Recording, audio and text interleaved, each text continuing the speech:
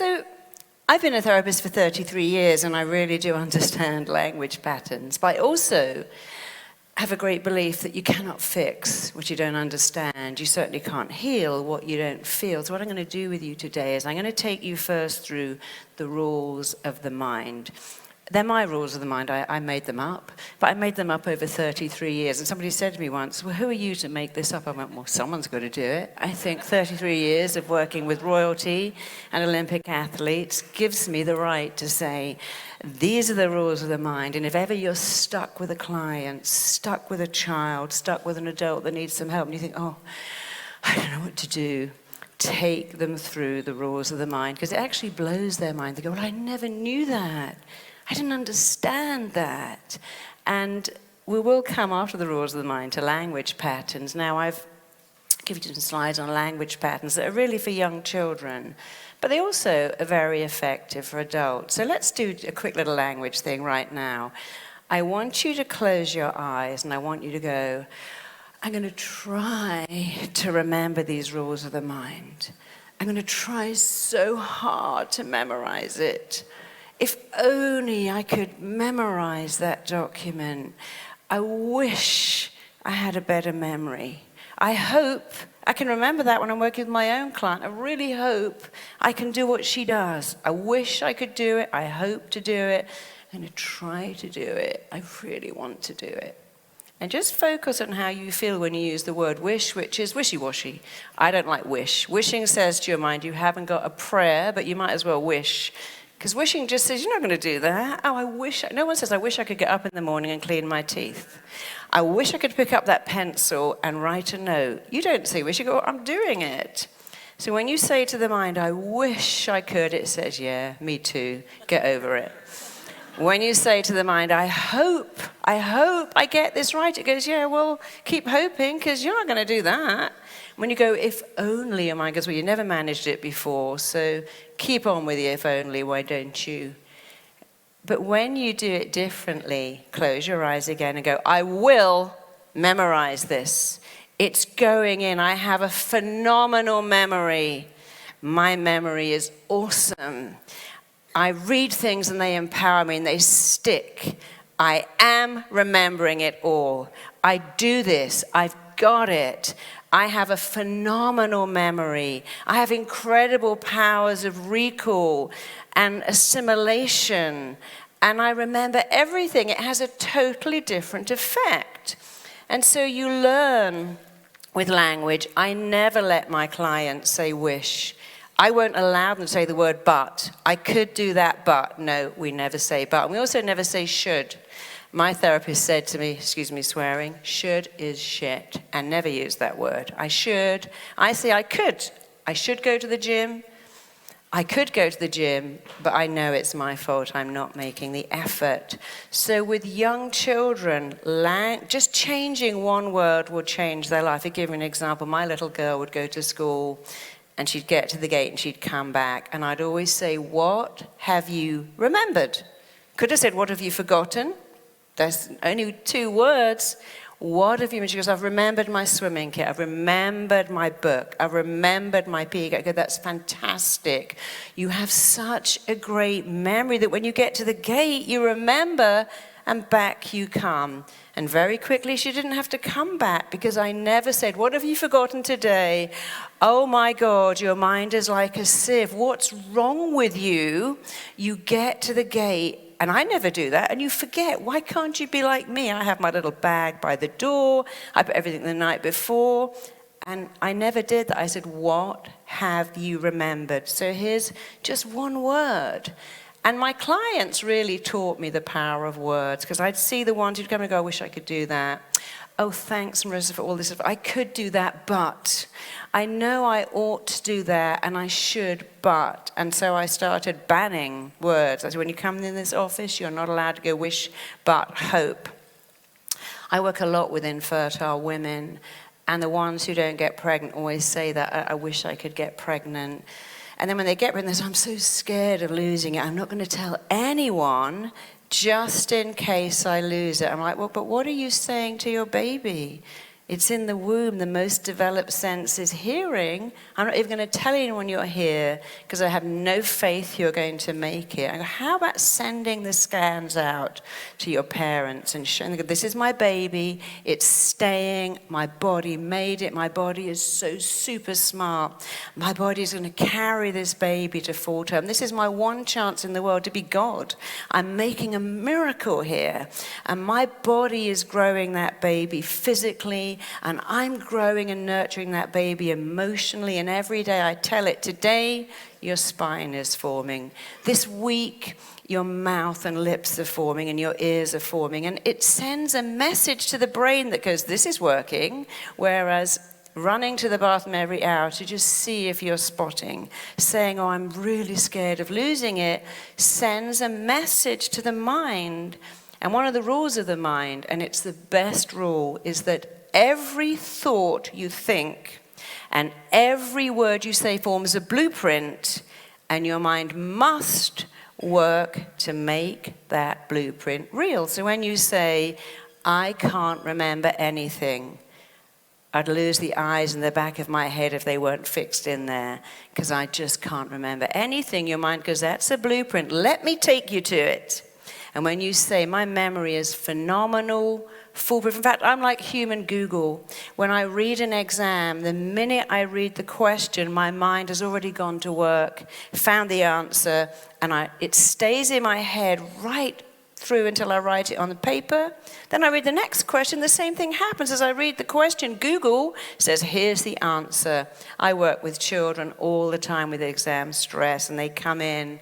I was a little boy last year who had, I think there were 17 children applied for every place in his school, and he flunked the mocks. And I'm like, darling, you're supposed to flunk the mocks. It's great to flunk the mocks. You know what mocks are, don't you?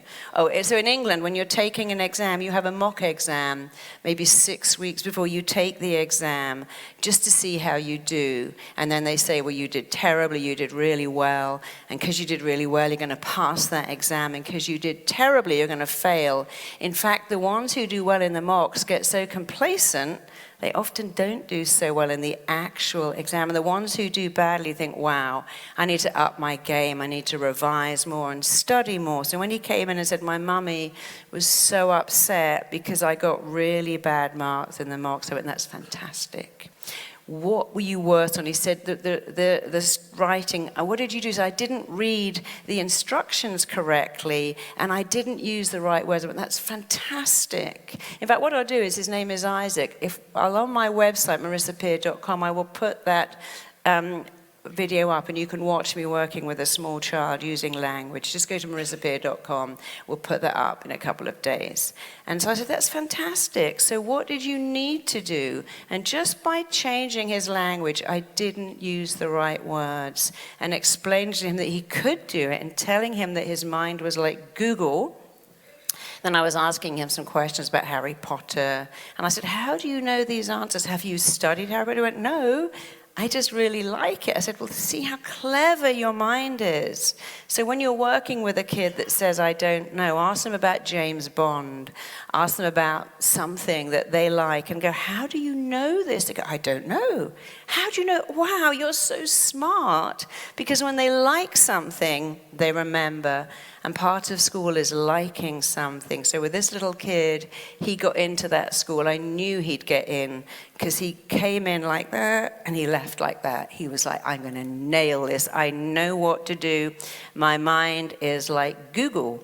And I will say to all my clients, whether they're a 7-year-old taking an exam or someone taking a medical exam or the bar, I say, whatever you're reading, your focus narrows down. You say the word narrow down, and when you say narrow down, everything fades away. You're absorbed in that paper. You have phenomenal powers of concentration, comprehension, recall, retention, and assimilation. And I say words that help you do the next one. Comprehension, comprehension, retention, recall, assimilation. I say it over and over again because the mind believes what you tell it. So let's go through the rules of the mind. Here is the first one. What is expected tends to be realized. When you say to a child, I don't know what's wrong with you. Your brother was in my class last year and he was so good. Why can't you learn? Why can't you sit still?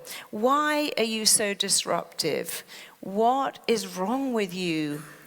You're making words that form a child's blueprint.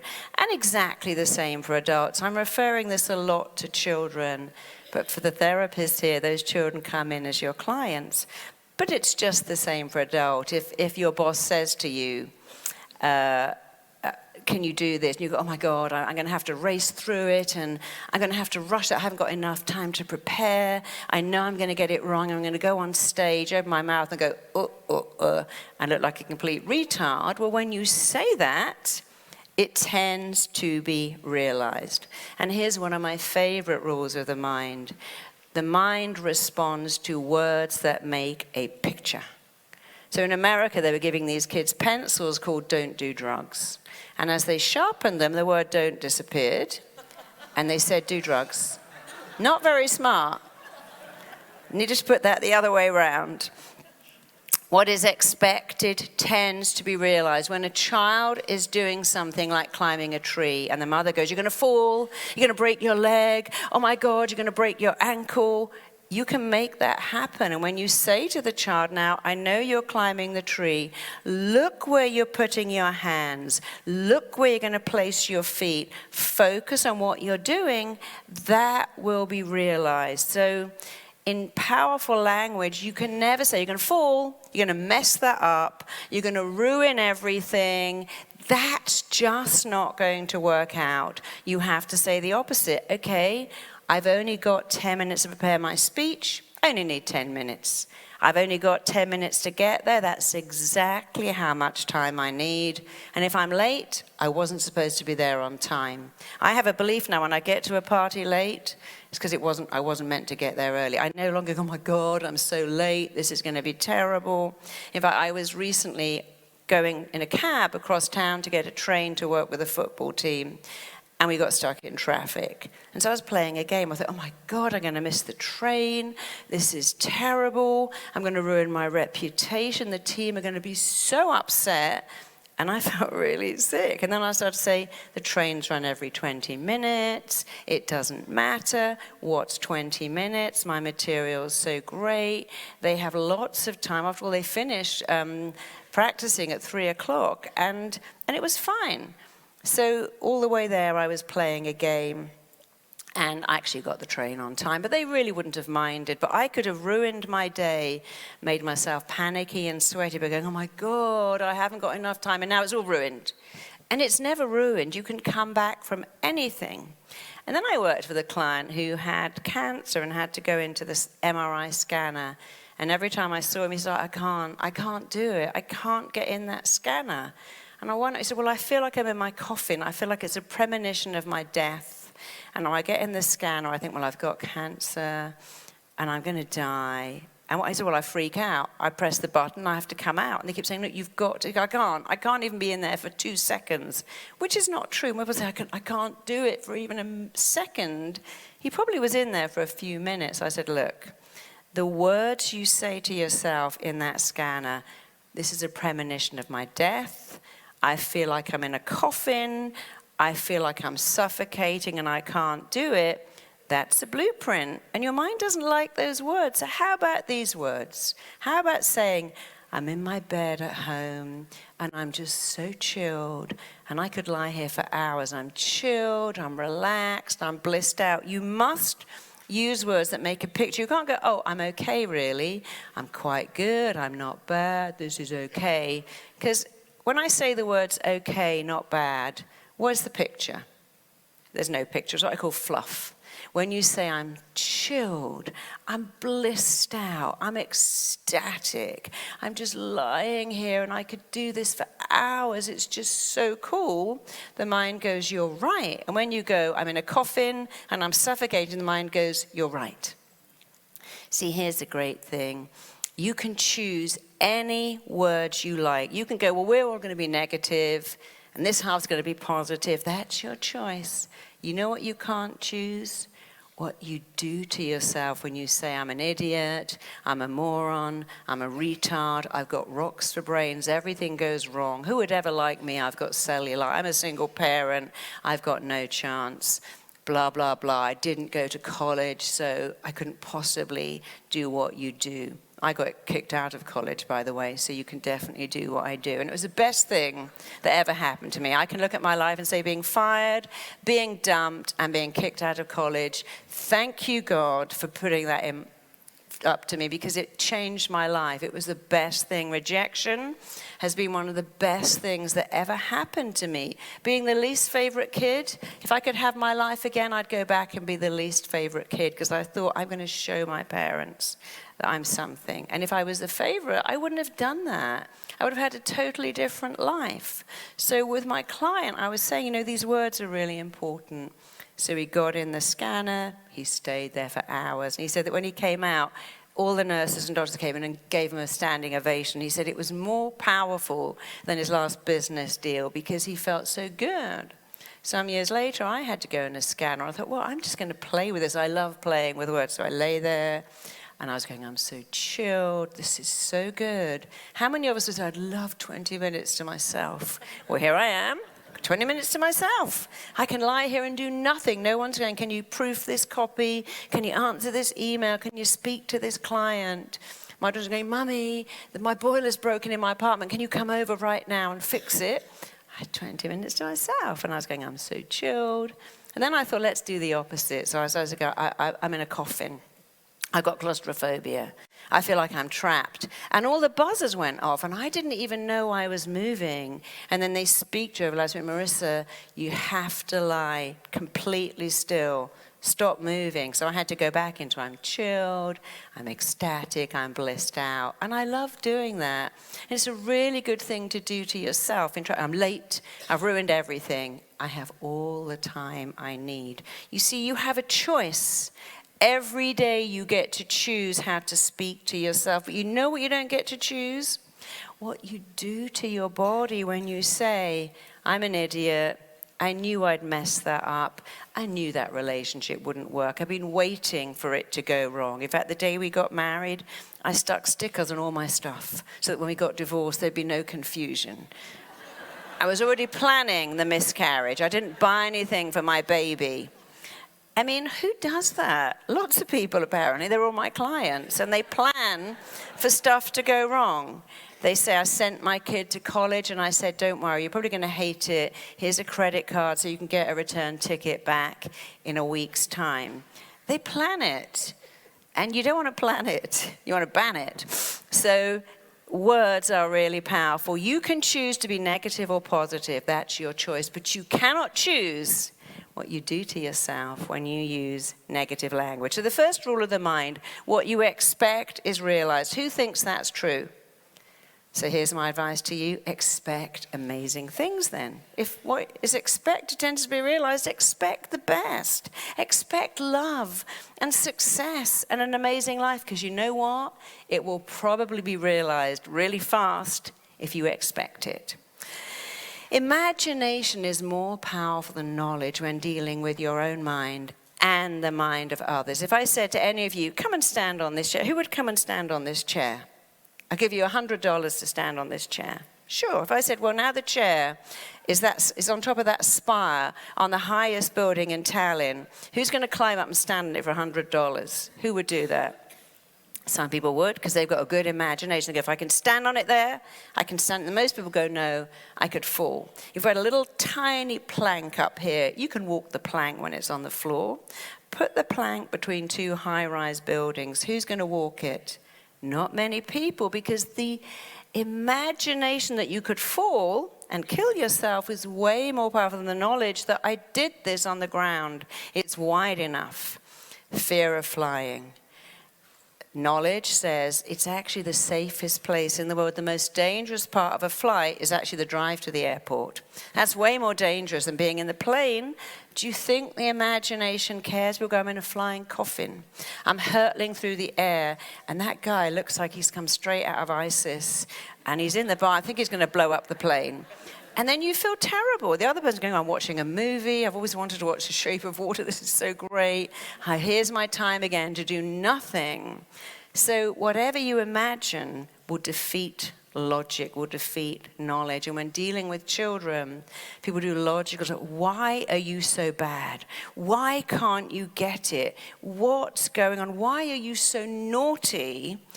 And that doesn't work. I never say to kids, why are you bad? I go, what happened to you? I was working with a little kid recently who always played up before lunch and would get hysterical after every meal. And I'd actually been in an orphanage in Zimbabwe, and I'd seen that a lot, that at the end of the meals, the kids start weeping uncontrollably because they don't know when the next meal is coming. And they go, look, you're in an orphanage, it's fine. We have food, you'll be fed 3 times a day. It takes about 2 years for those children to stop crying as they remove the plates because the emotion is, when's the next meal coming? So this little boy was really difficult at school, and he'd been to 3 different schools.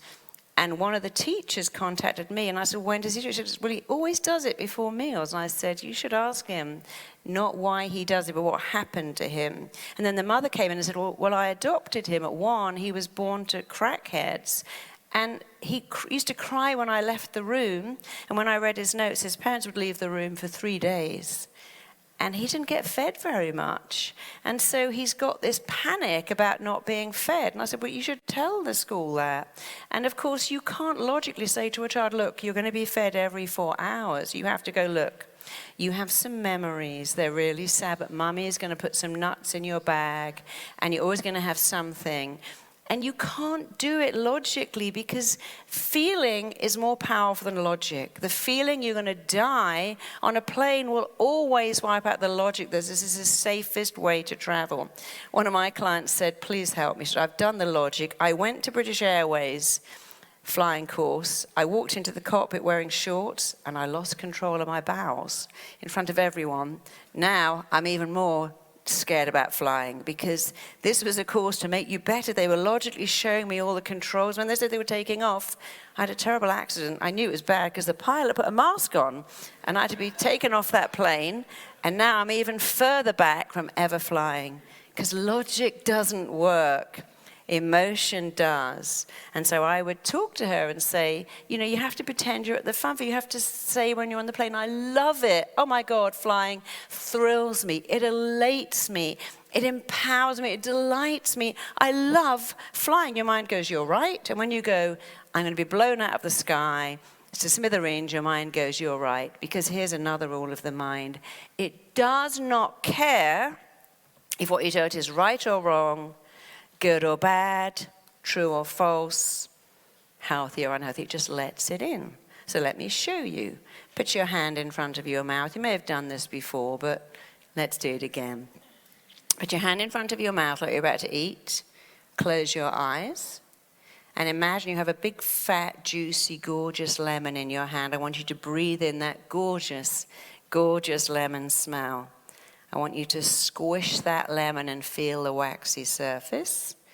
Open your mouth, still with your eyes closed. Shove that lemon in your mouth and eat it. I want you to bite the flesh of that lemon, suck out the flesh, suck out the lemon, start chewing it, eating it. Eat that whole entire half of a lemon. Keep going, keep sucking, chewing, and swallowing.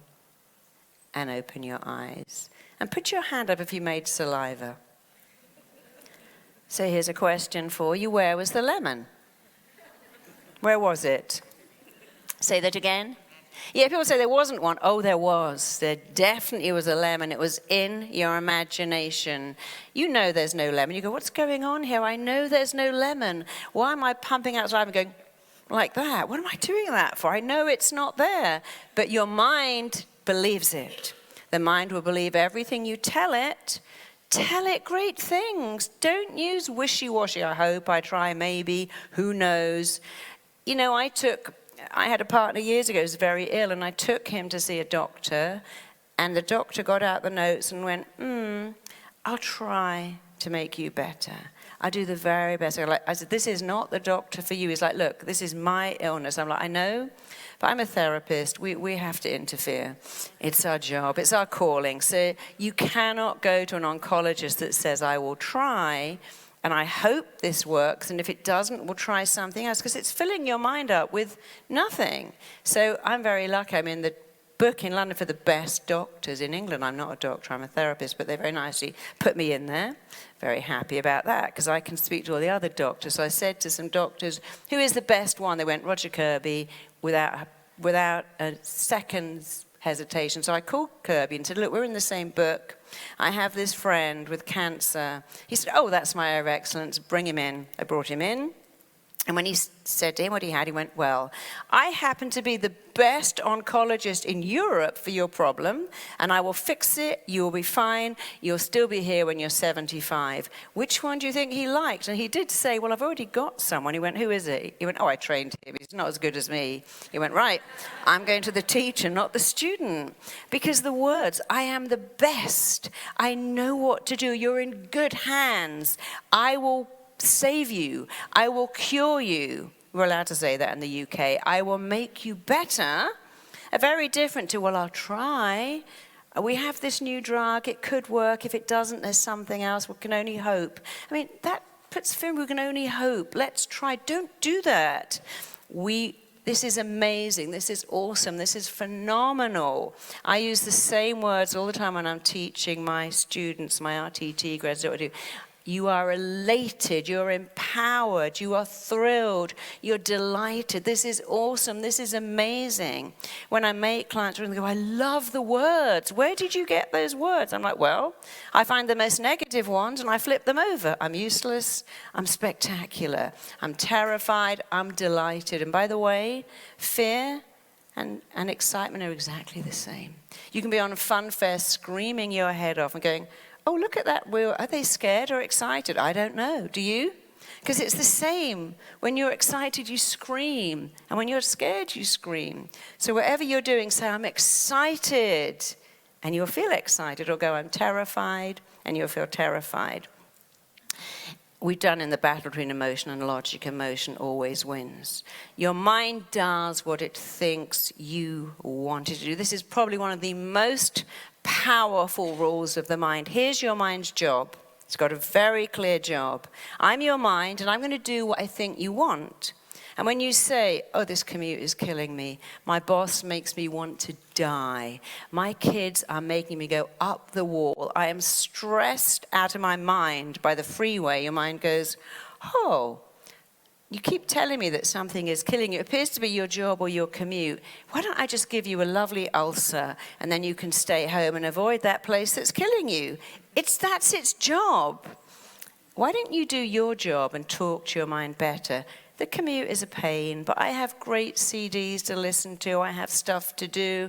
My boss is difficult with everyone. It's not me. He's not there and I'm having sex with my wife. He's not in the room and we're having a lovely dinner. This is temporary. He's an unhappy person. Do it better. You will get what you want when you tell your mind what you want. But here come the words. Let's imagine you're going to give a speech. And the words are, oh my God, I'm freaked out. I'm terrified. I'm going to go bright red out my mouth and go, oh, I haven't got the time right. I'm so nervous. Your mind goes, do not get on that stage. If you walk to that stage, I'm going to give you a massive panic in the middle of the room because you told me you don't want to do it, and I've got to do what you want. Or you can go, I am fantastic at speaking. I've got something to say. People like me. What I have to say is of value. Speaking to a stage is like speaking to my wife or husband. And then your mind goes, get on that stage and do it. You always have a choice, but your mind's job is to do what it thinks you want. When you go, I want a week off. Who's ever done this? What I would give for a week off lying in bed. Your mind goes, leave that with me. Now you got the flu. How cool am I? I listened to you. You wanted a week off lying around watching Netflix. Now you got it. That's not what you wanted. You need to say, I need some time, and I'm like a battery, I need to recharge, and I'm okay at working full out all week, because at weekends, I recharge like a battery. Now your mind understands, but saying, I'd give anything not to have to chair that meeting. Your mind goes, how about a nice dose of diarrhea? I can bring that up for you. You don't want to chair that meeting? You said I'd do anything not to go. I'd rather kill myself than give that presentation to my boss. And I goes, oh, don't kill yourself. I just give you a really upset stomach. Now you can't even leave the bathroom. There's no chance you're meeting your boss. Done what you wanted. I know I'm making it funny, but it is funny that so many people don't understand your mind's job is to do what it thinks you want, and it bases that on one thing, the words you use and the pictures you put in your head. And here's some great news. You can change those words and change those pictures like that. And when you do that, it changes everything. So your mind tries to move you towards pain, away from pain and towards pleasure too. I mean, so many kids are going, I want to ask out this girl, I want to talk to that boy, but I'm so nervous they won't like me, and they're going to reject me and laugh at me. And if they keep doing that, the mind's going to go, no, don't go there, stay the way you are. So you have to say, people like me. I'm a great kid. I get all my young kids to write on their mirror, I'm an awesome kid, I'm enough. And it really changes them because they start to feel it. I'm an awesome kid. I can talk to a girl like I can talk to my friend. And then they feel okay. But if you keep linking pain to them, your mind goes, don't go there. Don't go there. And if you link pleasure to it, you go there because you're giving your mind an easy job. I've got to work on my website all weekend, and all my friends are in the bar, so I can link pain to that. It's not fair. It's not fair that I've got to spend all weekend writing when I could be in the pub. Now your mind's going to go, I think you should tidy up your sock drawer, make sure all your forks face the right way, then plump up the cushions, and then go to the pub. Because it's very clear you do not want to work on your website. But oh boy, getting those forks and knives in line is really compelling. Who's done that? Most of us do that. I suddenly need to do the laundry, which I don't even like. I'm tidying up my house because I'm saying I don't want to write that bit of work. How about saying it thrills me to work on my website? I'm elated working on my website. There is nowhere I'd rather be in the whole world right now than sitting in my office working on my website. Your mind goes, I'm going to set you on fire now. You're going to be doing this till 2 a.m. You told me you love it, and it thrills you. Let me fill you up with energy and passion. I'm a writer. I know how this works. I never go, oh my God, I've got to write a book. It's so lonely. It's so isolating. And what if no one liked it? What if it goes on Amazon? They go, I hate that book. And it gets no stars. Or I can go, I love writing. How cool is it? I get to write and people pay for my books and they like them and they give me great reviews because there's the choice going on again. So whatever you want, you must link massive pleasure to what you want. And you can link pain to what you don't want. But I don't bother to do that. Let's think of all the pain. Your book's never published. You go into your coffin. It's still in a drawer. You don't have to do that. Just focus on the pleasure bit. I'm a writer. It's amazing. My book is published. I used to always imagine my book in stores. I'd imagine going to an airport, see people reading my book. And when I did, it was like, wow, but your mind went, well, I took you there because you showed me very clearly what you wanted. I had that image to take you to because what you want wants you. And what you are moving towards is moving towards you. Don't move towards fear. Don't move towards failure. Don't move towards it going wrong. Move towards it going right. So we've actually done the next bit. Your mind responds to the pictures and words. The fastest way to change anything is to change the pictures and words. And it's such an easy thing to do. I'm terrified. I'm elated. I'm useless, I'm amazing. I have no memory, my memory is compelling. I can't speak to people. What I have to say is easy. I find it easy to speak to anyone. This is the most vexing rule of the mind for every therapist and coach in the room. It's the one my clients have the hardest time with. Your mind loves what is familiar. If your mind could choose, it would stay with what's familiar and never go to what's unfamiliar. We're in a walled city. And that's interesting because years ago at night they shut the door and we stayed in the wall. We didn't think, do you know, I feel like going for a midnight stroll. I think I'll wander around, I'm a bit bored of being in this same old. I want some variety. I think I'll open the gate, wander off and find another tribe. They might have killed you or eaten you. We learnt familiar made us safe. Who here notices with their kids when they're little, they want the same cup, the same bowl, the same cereal? I took my daughter to Finland to see Santa Claus. She watched Little Mermaid in Finnish the whole time. And that was okay in Finnish because she knew, she'd watched it 110 times. I'm like, babe, here's Father Christmas, here's only Mummy. I want to watch The Little Mermaid. It's like, well, next time we'll just stay home and watch a movie then. She did actually get into it, but it made her feel good. She used to play this game. She had so many Barbies, and Ken would come up in his car, and he always picked the same one. He never picked another one to go to the ball because they like familiar. It makes them safe. You know, how many kids you have, they want the same story every night. But familiar also makes us safe. So here's a rule of the mind, and it's a very important rule to put into practice. My mind likes what is familiar, and it doesn't like what's unfamiliar. Okay. But I can make anything negative unfamiliar and anything positive familiar. Let's start with praise. It's the most simple, but the most powerful. I meet clients who are never praised. I met one girl whose dad said, "You're so rubbish, just like your mother. God knows what you've got going. If any man asks you out, snap them up because you are nothing. You're not interesting, you're not attractive. When you get pregnant, you'll blow up just like her and be a big fat mess. So if anyone wants to be with you, I can't imagine why. Take them." And she heard that a lot. So she had this interesting belief, I've got nothing to offer the world. And I did a lot of work with her, and she went out, it was just amazing. It was like magic. This guy came up, and he asked me out, and he was so nice. I mean, he actually made another date, and he picked me up in his car and took me out for dinner, told me I was amazing. I'm never seeing him again. I'm like, really? She went, no, he was too good for me. I'm like, oh, let's change that wording to his behavior was so unfamiliar. I don't recognize praise or niceness or somebody believing I'm worth something, and I want to run back to the familiar guys I have to beg to take me out, or seeing my friends, I pay the bill, and they remind me of my dad. And I'm like, well, guess what? You're not supposed to have sex with your dad. So there's a clue. If someone is like your dad, I don't think you should be getting into bed with them.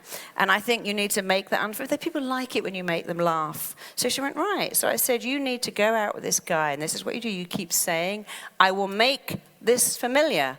He rings me when he says he will. I make it familiar. He texts me. I'll make it familiar. I will make it familiar. And she ended up marrying him. She's very happy. She said, how weird, the other guy called me and said, what happened to me? She went, what, the guy who never called me? You never called me, so I just let you go. So you have to say, let's do it with all of you. How many of you find praise a little unfamiliar? How many of you find praising yourself even more unfamiliar?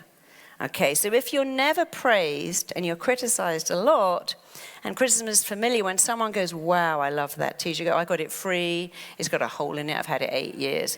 I loved your speech, didn't you notice I missed out the best bit? No, I thought it was amazing. I hear you're the best salesperson in your team. Yeah, but not in my county, there's another guy way better than me. So if praise isn't familiar, you will reject praise, but you'll add in what's familiar, criticism. So one of the best things you can do that will change your life is to make praising yourself familiar and to make criticism unfamiliar. Don't do that day in life. Oh, God, look at my hair.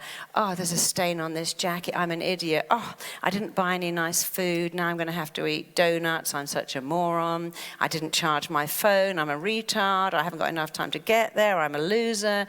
You know, if someone said over your work, it's not very good. Look at that. You haven't spelt it correctly. Then all the way home, they went, you haven't left enough time. You're an idiot. You haven't got any nice food. Moron. How quickly would you kick them out of your life? Pretty fast. But when it's you, you can't kick yourself out of it. And when a friend is mean, you go, they're having a bad day. But when you're mean, your mind goes, well, it must be true. Everything you tell me is true. So you need to make praise familiar. It's really easy. I'm amazing, I'm kind, I'm nice, I'm real, I'm authentic, I'm a good person, I have something to offer the world, I have a unique skill. That's easy. And don't go, I'm an idiot, I'm a moron. I was telling my little girl off one day, she got very good, she said, Mummy, you are a silly Billy. And I thought, well, that's a great word. So next time I'm about to say you idiot, I go, you silly Billy. Because it's just a word. If I said to my husband, oh, you silly boy, he doesn't go, how could you offend me like that? Because it's a word. It's how I say it. You're so naughty. He doesn't go, I know, I need some therapy. I'm so bad. I go, oh, you're so bad. So you can make words. So I want you to think of the worst word you have for yourself. It's always the same: stupid bitch, airhead, idiot, loser. And I want you to change it to silly Billy.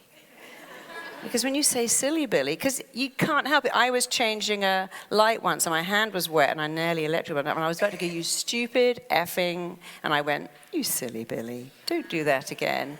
Because why beat yourself up? There's enough people in the world who'd like to beat you up. Why do you want to be one of them? Be nice. Show the world that you're worth it. So praise massively and minimize criticism. If you wanted to change your life today, this will change your life. Praise yourself a lot and don't criticize yourself. And if you do go, yeah, but I did something really bad, go, well, I learned. I learned from that mistake. I'll never do it again. If it taught you something, it's okay. Don't beat yourself up. You're allowed to make a mistake. You are not allowed to beat yourself up, berate yourself, and call yourself names and punish your body for doing what everyone does. They make mistakes. So to make a mistake is human. And to forgive yourself feels really divine. And to call yourself a silly Billy feels even more divine. So that's something I recommend you all do. Whatever you focus on, you get more of. How many of you sat having an injection going, oh my God, that needle's going in and it really hurts? You notice that babies don't do that because they don't know. So whenever I have to have blood taken, I get my phone out. It's the easy, and I get completely, and I go ahead, and I don't really notice it. But if I look at it, it's not the same. If you focus on pain, it hurts. If you focus on stress, you're more stressed. In fact, I had a client come up to work on stage with me, and she was like this. She was shaking so much. And all my class would go, my husband was like, wow, I've seen you get people out of that, but I've never seen them start with it. And she was just shaking so much. I went, okay, I want you to shake more. I want you to really shake. Come on, Gwen, you can do better than that. Shake, keep shaking, shaking, shaking. I said, you know, have you ever seen a deer pursued by a lion? When it gets away, it doesn't go, I need therapy now. This is so traumatic. It shakes. It stands and shakes, and it goes back to the herd, and life goes on. And when I made her shake, what was happening is she began to think, oh, I'm in control of the shaking. I'm doing it. Then I can stop it. And so when clients go, my knees are knocking, go, knock them together loud. I want to hear it. My hands are clammy. Can you make them even more clammy? Can you turn up that sweating so you're dripping? Yeah, go on then. And then I say, you see that you're doing it. What you focus on, you get more of. When they focus on, oh, I did that, and I can turn it down, it feels better. So don't be scared of clients that shake or sweat or start to laugh. So when they laugh, I go, I want you to laugh even more. I want you to almost wet yourself with laughing. Actually, I don't say that too often because that does put a good picture in the mind. When people, I say, laugh more, cry more. I laugh with them. Sometimes I cry with them. Whatever you focus on, you get more of. If you ski and you focus, you'll go. If you're on the freeway and you focus on an exit hard enough, you'll take it without even planning to. So whatever you focus on, you get more. Focus on great things, and you'll get more of them. The strongest force in every human being in the world is that we must act in a way that utterly matches and is completely consistent with our thinking. I know I'm going to fail. I know I'm going to mess it up. I know it's going to hurt. I know it will go wrong. Now you have zero choice but to act in a way that's consistent with your thinking. I know it's going to be great. I know I'm going to sail through it. I can ace this. This is easy. Change the words. It changes your whole language, but everything starts with a thought. Everything begins with a thought. And here's the great news, your thoughts are yours to change. And you can change your thoughts. It's actually incredibly easy when you learn that everything starts with a thought. A thought is a word. And if you use words elated, empowered, ecstatic, blissed out, amazing, phenomenal, incredible, I'm stellar, I'm just amazing. And you can repeat the same words over and over again. I feel ecstatic. I'm elated. When I work with people who say, I can't stand up to my boss, I can't tell my mum that she's actually the biggest bitch in the whole world who ruined my life. I go, well, how about thinking if you say that, it makes you feel elated. It makes you empowered. It sets it free. Because outrage is just rage that needs to come out. I said to her, listen, your anger is like gas. Better out than in. She's not in the room. Let's do it now. I want you to say to your mum, Mum, I want to love you more, and I can't because I resent deeply. And suddenly they go, you absolute bitch, you biggest bitch in the world. How could you do that? And they go, I feel so good now because it's that, and I can go home and I can love my mum better because I've let the resentment out. So I never tell people to keep it in. I think feelings do their most damage when they're kept in, when they're repressed and pushed down. And most of my clients who binge and drink too much are pushing down feelings. The stomach is the seat of all emotions. You can't heal what you can't feel, but you should let feelings out. And if you keep it in, you always suffer, you always feel repressed. Many clients I see who say they are depressed are not depressed.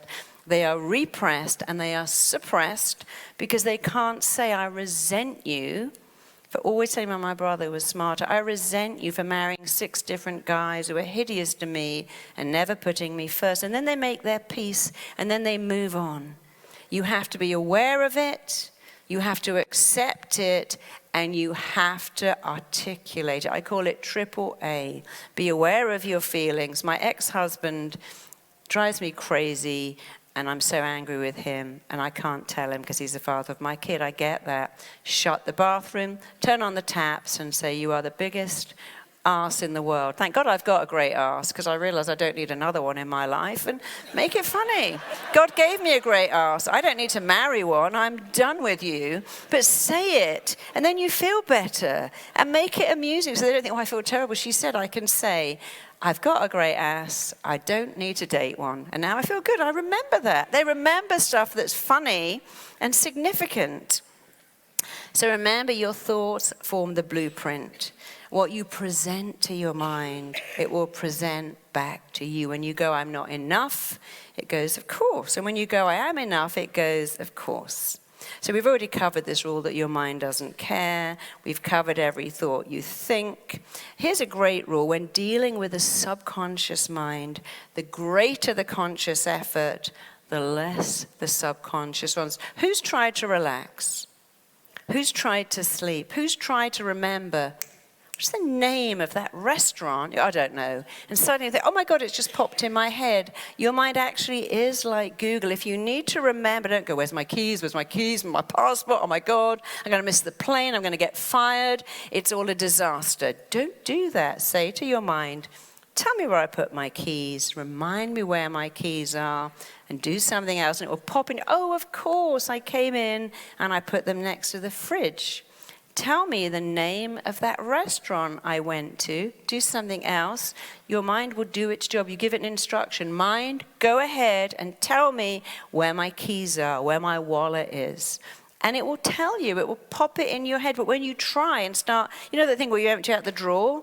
And then you go and empty it out again. And now you've emptied it out 3 times looking for your passport. You know it's not there. But for a 4th time, let's tip our handbag on the floor, pull out our drawer. I'm missing the flight. Oh, my God.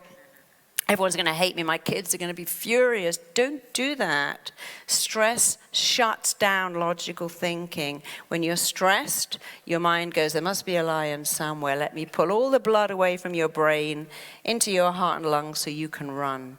I saw this in action years ago. I was walking home, and this guy was following me, and I lived in a basement, and I got halfway down the stairs, and I knew that he was going to come down the stairs too, and I got my key in the door, and I couldn't work out. I thought, I've lived here for 5 years. I don't know how to open the door. So I was so scared. But I had the foresight to pull the key out, and I had to stand back in the shadows, flatten myself against the wall. And he came halfway down. He couldn't see me, and he left. But I wasn't going to keep trying to open that door, because when you're scared, your mind just disappears. You can't even remember your own phone number. So you have to fill up your mouth with saliva and pump it around. Push your shoulders down, and then you're not stressed. But it's very important when you want to remember something, don't try. Ask your mind to remind you. And if you're in an exam and you think, oh my God, my mind's gone blank, fill up your mouth with saliva, swirl it around, push your shoulders down, and your mind goes, a wet mouth is a sign of someone who's relaxed. That's why we kiss, by the way, before we have sex. A wet mouth makes you relaxed. And so don't do that. I can't remember. I don't know where I'm going. I'm lost on the freeway. Oh my God, which road shall I take? I'm just panicking. Fill up your mouth with saliva and say, subconscious mind, remind me. I looked at the map. Which road is it? It will tell you because it's foolproof, but you've got to do it too. Your mind works for you. You don't work. Put it to work. I mean, if you had a PA and went, okay, I'm going out now, just do the job. Or, hey, I'm going to Tallinn. Could you decorate my house? Do you think you're going to come back? And they've done it right? No, you've got to go, this is exactly what I want. The more specific you are with your decorator, PA, or hairdresser, the more you get what you want. You don't go to a restaurant and go, oh, get me something to eat. I didn't want that. Well, you said anything will do. You got to talk to your mind that way too. So I think we pretty much got that. The mind can't hold conflicting beliefs. So let's go on to hypnotic language patterns. We have just enough time. Children can only work in the present tense. They don't understand tomorrow. My little girl said, okay, Mummy, is it tomorrow today? She didn't know what yesterday, today, and tomorrow was. She goes, is it tomorrow now? Is it tonight, today? Because they don't understand. They only understand now. That's why with a baby, when you leave the room, they think you're never coming back. And so children aren't really great at future pacing. Children can only respond to words that make pictures. The more vivid the picture, the more powerful they respond. So don't say you're a good kid. Say you are an amazing kid. What I love about you is you've got a natural gift for science. Or what I love about you is you're so good at cooking. What I love about you is how much you love learning. It doesn't matter if you don't get great grades. You love learning. The more you can make the picture good. See, I have so many kids who are twins ago. I was called twins. Twins, lunch is ready. Twins. Get in the car, and they had no identity. Don't do that. Don't dress your kids the same. Don't say, I love you, because you're smart. Because when you label a child, you limit them. Even a good label. I love you because you're beautiful. Kids say, and if I wasn't, you wouldn't. Don't do that. I love you because you're lovable. And when you grow up, people are going to love you. One of my clients said, I can't find love. My dad used to say to me every day, no one's ever going to love you like I do. Well, there's a program. You say to your kids, you're so lovable. You're going to find so many people who love you like I love you.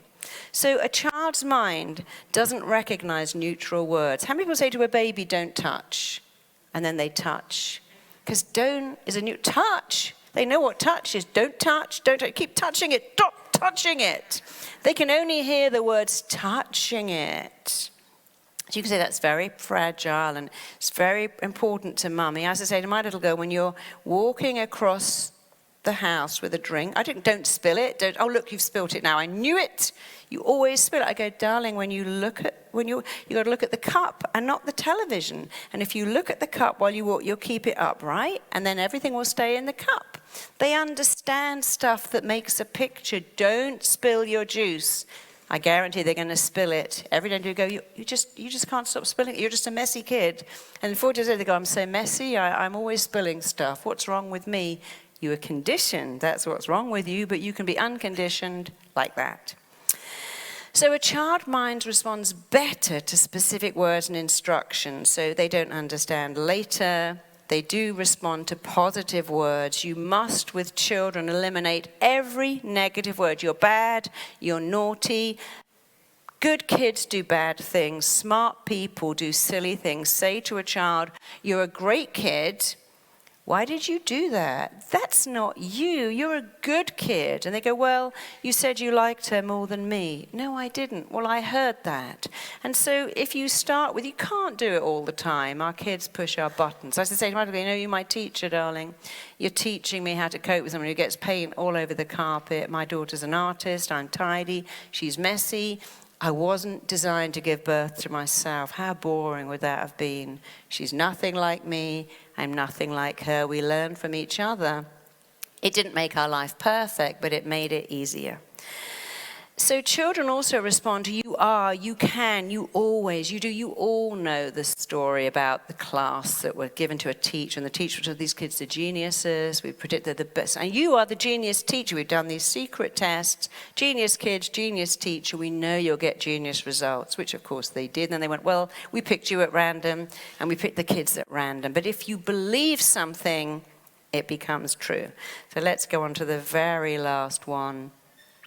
Children can't future pace.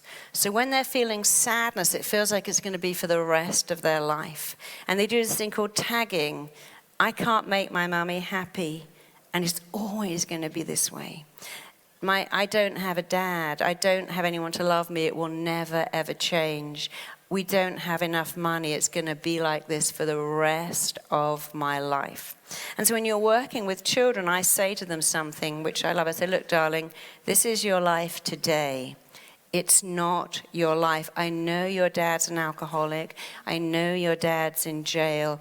I know your mum's working all the time and you live with babysitters. And I know that is your life today, but it's not your life. One day you'll have a totally different life. They're not good at future pacing, but that one expression, it's your life today. You have no friends. I mean, I worked with a little girl who had no friends and was so bullied, and now this girl has got so many friends, because I always say, remember, it's just your life today, and probably tomorrow and next week. And I taught her not to want friends, because when you have a little thing on your head that says, please like me, kids don't like that. They like, I like me. If you want to like me too, good. If you don't, you're lost. And I taught her to do that, to change her energy. She was inundated with friends. But they really respond to that word. And because children can't future pace, that's like when you're below 2 and the mother goes out, kids think she's not coming out. When you say, oh, my child's so greedy, I want it to wait to eat, they feel that they're never going to get fed again because they cannot future pace. And so when you're a therapist or a coach, or people who say, you know, I wolf down donuts, I mainline jelly beans, what's wrong with me? Somewhere, somehow, their parents have made them wait and wait, or remove food as a punishment. You don't have that because you're bad, or we can't afford that. And because the child's mind thinks it's forever, they act as if it's forever, even 40 years later. So the job of the child's mind is just the same as the adult mind. It does what it thinks the child wants to do. I don't want to go to school. I'm scared of school. And now I've got all these anxiety attacks and hives and eczema. I worked with a little kid who had eczema, and I said, darling, I know this is a crazy question, but if the eczema had a job, what would it be? And he said, well, when I stand like that and Mummy puts the wet bandage on my eczema, he called it his sensible skin, couldn't say sensitive. He said, when she puts the bandage on my sensible skin, she shouldn't put any cream on that baby. And there it was. He told his mind as the mother did the baby, I want that. I want massage. I worked with another kid who had migraines at 6, very unusual. As if the migraine was your friend. I know that's crazy, isn't it? But if you wanted to help, you went, well, when I get migraines, Mummy and Daddy stop shouting, they turn off the light, and we sit in the dark until it goes away. So he'd obviously said to his mind, I wish I could stop my parents fighting. And the mind goes, let me come up with a solution. It may be crazy, it may be harmful, but the mind doesn't do, just let me have a solution. It doesn't think, is it good, bad, helpful, unhelpful, beneficial? It's just a solution. So children tag onto these painful issues of painful experiences, and you can change it by getting rid of the tagging. It'll always be this way. It will never change. It'll be like this for the rest of my life. You can help them incredibly. And I'm talking about adults come into my office and go, look, I know I'm a millionaire, but I can't spend money. I'm so worried it's going to run out. Because when they were a kid, they couldn't spend money. They didn't have it. So people hold on to this stuff. So I think we're just about out of time, but since we're talking about, I'm going to tell you a very funny thing that happened to me. So I work with a lot of children, and there's nothing better. One little kid said to me, Marisa, you are the magic person, and you stopped me wetting the bed because you did magic. But all I did was tell her that when her tummy was full of wee-wee, can't say bladder, that this magic Barbie light went up to her brain, and she woke up, and she sat up, and she ran to the bathroom, and then the next day she called her grandmother and said, Grandmother, I'm dry. And then she went to sleepovers. I excited her imagination. I did it several times. In 20 minutes, that kid never wet the bed again. And she said, you did magic with me. Then I worked with another kid who said, Marisa, you're so cool, you do magic. And then I worked with a big hulking kid, and he went, you're the bollocks. And I thought, isn't that interesting that the words for a man's genitals are a massive compliment for a woman? It's a massive insult. So there's your language patterns. Being the bollocks is a huge compliment. And being the female equivalent is a huge insult. So you have to make of words what you want to make of words. But if you use powerful words, you'll have a powerful life. If you understand the rules of the mind and put them into practice, you will be running the ship.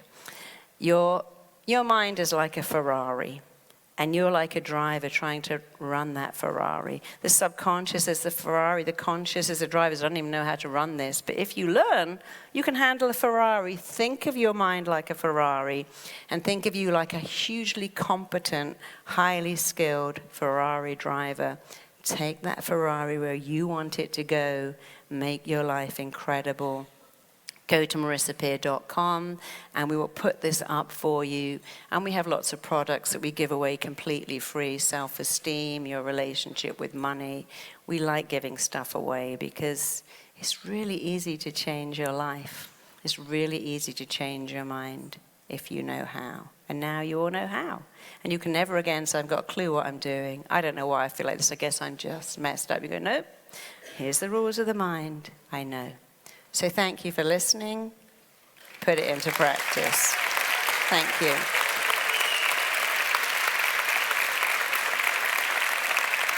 Thank you. Thank you very much. Thank you very much.